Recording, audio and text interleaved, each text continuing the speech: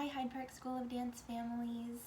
My name is Jane Sawyer, and today I'm going to be talking a little bit about something called the brain dance.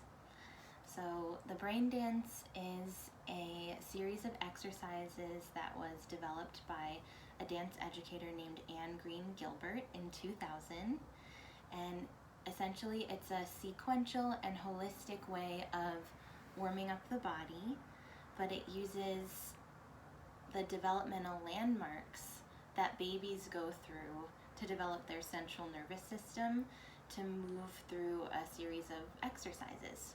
It's really cool if you and your child have ever taken first steps or creative movement or pre-ballet. You see that at Hyde Park School of Dance we always start in a circle and we do a little bit of a warm-up. It always includes clapping rhythms, taking attendance, making sure everyone feels safe and ready to, do the rest of class. But you may have seen me do many of these exercises either at the beginning of class or kind of sprinkled throughout. And these exercises can be done by any dancer from any style of dance, any level of experience. But right now we're going to go through what I would do for kids between the ages of, I would say, 18 months and 6 years old, right? And so this also has elements of the Royal Academy of Dance syllabus, which we follow at HPSD. So the first step in the brain dance, it's breathing, breath. So that's when we, for me, right, take our deep breath in, we make our candle way above our head, and then we blow it out like this.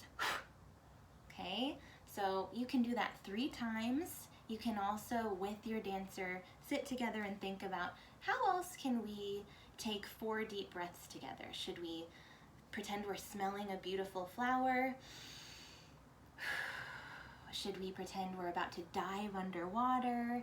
There's lots of things that you and your dancers can do to go through the breath stage, okay? So the next step is called tactile. So just means touching the body. So the way I normally do that is I say, okay, let's wake up our whole body. I normally choose tickling first, but you can use patting, rubbing, scratching, tapping, whatever, feels right to you in the moment. So we say, let's do the whole body. Let's tickle the top of our head and under our chin and behind our ears. And now how about our elbows? Tickle your elbows. Good. And tickle your tummy. Good. And sometimes I say scratch your back too. Give your back a little scratch. Yes. And then you can switch to tapping or patting if you want. You can pat all the way down your arm to your fingers and all the way back up. And then all the way down your other arm and all the way back up. Make sure you get your legs too. Wake up your legs. Up and down. Don't forget the backs and the underneath part too. Yes, wake everything up. Yeah, you can rub. Yes, anything you want to do that wakes up your whole body, where you kind of touch, from the top of your head down to the bottoms of your feet. So that's tactile. Then we have core distal. That basically means like reaching out and curling back in. Okay, so any exercise you can think of where your dancer can reach way up and curl in, that's good. And you can do it from a seated position or lying down, whatever works for you. I normally at this point will be like, let's all do a really big yawn. And curl back in. Yes, and you can do 3, 5, whatever you want to do. You can also pretend to look up and see the ceiling and look in at your belly button. Yeah, as many times as you want. See how far back you can look behind you and how tiny you can curl up. Yeah? So then after core distal, we have head tail. Okay, and this is where we are just getting in touch with the connection between the top of our head and our tailbone. So for us, this is when we make our peanut butter sandwiches, right? So we put the bottoms of our feet together. We take a scoop of peanut butter. We put it all over one foot. and we take a scoop of peanut butter and put it all over your other foot. And then we squish our feet together, squish. Good, then you sit up nice and straight and tall. And then your dancer can decide what they want to put in the sandwich. This can take lots of time and it can be lots of fun. I'm gonna choose some pears, putting some pears in my sandwich.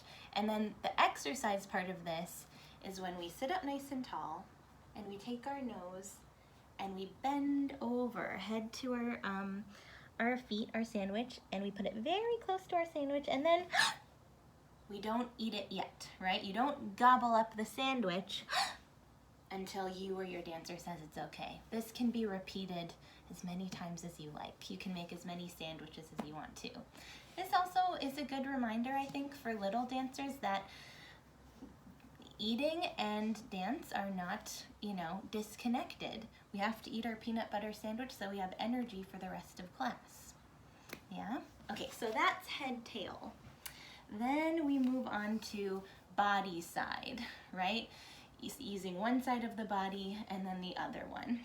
Okay, and this one, again, you can get creative, but normally I will have my dancers lay down on their side and then wave with your arm and then wave with your leg and then do both. Yes, you can pretend that you're swimming underwater and you can only use one side of your body. And then you switch and do the other side.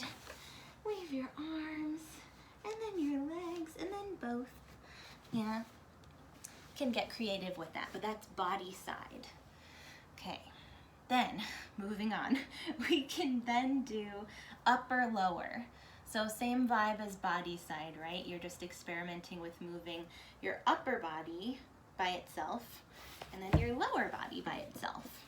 So for that one, you can practice waving up high and waving down low, waving with one arm and then the other arm, and then see if your toes can do the same thing. My toes are gonna wave. They're gonna wave way up high and way down low and all the way over here and all the way over here. Yeah, you can think about who are we waving at? Who's up here? Who's down here? Lots of things you can do with that too. So that's upper lower. Then we go to cross lateral, right? So that's this motion of crossing the body, right? So if you want to continue with the waving thing, you can. Or you can do what I like to do, which is I like to pretend that I put a googly eye right here on my thumb, right? And a googly eye right here on this thumb too. And then I reach up and I show my googly eye what's over there. And then I cross it over and show it what's over here. And then I do it again. I reach up, and then if I want to, I can stick my googly eye right here. Yeah, and then you can do the same thing with the other side. Reach, reach, and cross, reach, and cross, and then stick your eye right there. If you have real googly eyes at home, you can feel free to use those there, right? Googly eyes are good for eye tracking too. So after you do your cross lateral stuff, yes, you can even try this part where your googly eyes are right here. You reach forward with your arms, and then you try to keep your thumb where it is, and then just follow this one with your eyeballs and put it back.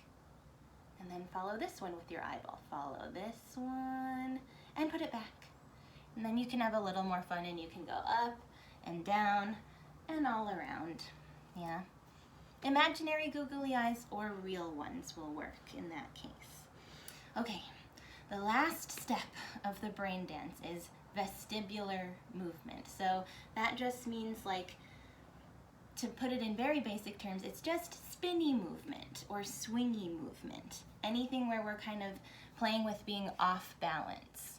So this can mean just standing up and spinning around and sitting back down. See how many times you can do it. 1, 2, 3, 10. Yes, and see if you can go one way and then the other. Or you can use your imagination and think about we've done this in some of my creative movement classes where you pretend you're in a boat, right? And you're on the waves and going back and forth. Yes, waves in my boat going back and forth. And then I like to sometimes look around and see if you notice the storm coming. Oh no, there's a storm coming, right? So then we go faster, our waves go faster and it gets really, really crazy. And then, oh my gosh, finally the storm can pass and you can settle to your calm, seated position. So when you notice the things on the water, the storm coming, the waves, you can think about what else you'd notice when you were in your boat, right? You can use your imagination there too. So those were the 8 steps of the brain dance. Again, it's developed by Anne Green Gilbert, and this is all from her research to develop brain-compatible dance education. And what we just went through was kind of how to do that exercise series in a way that's compatible, again, with the HPSD syllabus for levels, first steps, creative movement, and pre-ballet levels. So I hope that this was useful, and I hope to see you all soon. I miss you. Bye.